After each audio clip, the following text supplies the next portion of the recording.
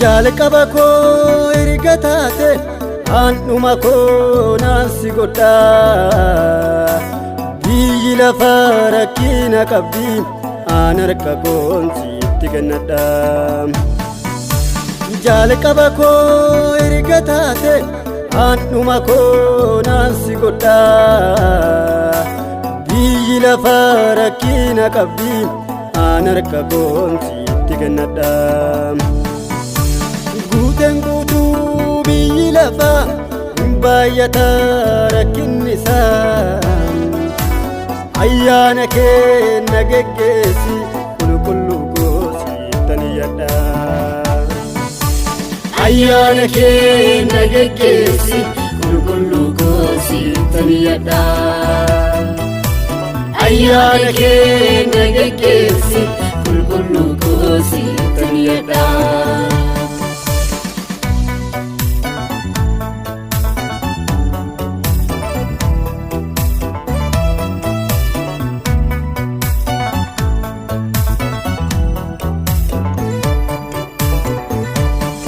Sababan funaanuu hojii kee hojjedha rakkinnoo baay'atees guyyaa kee eeggadha.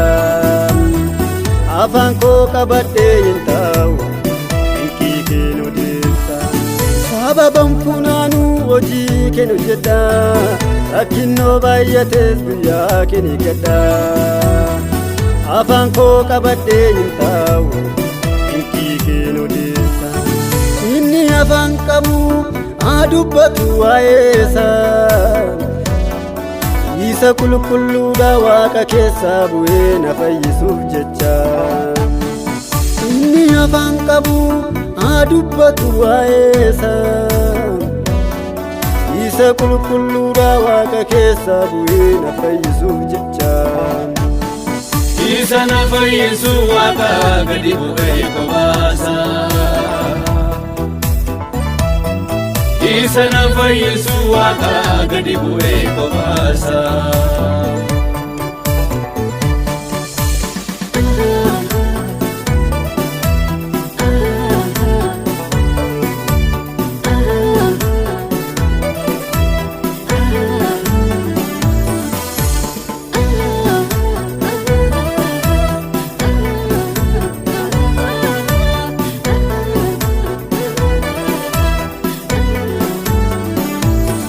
Baay'eesaatu manaa ba'e waan aduu gadi qabame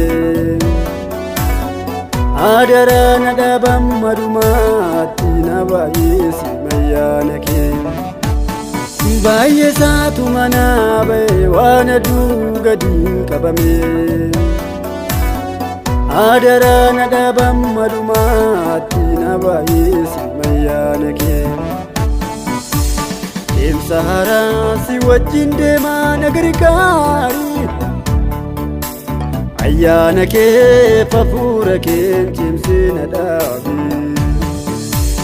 Ayyaana kee hafuura kee cimsee na dhaabi. Ayyaana kee hafuura kee cimsee na dhaabi. Ayyaana kee hafuura kee cimsee na dhaabi. Ayyaana kee hafuura kee cimsee na dhaabi.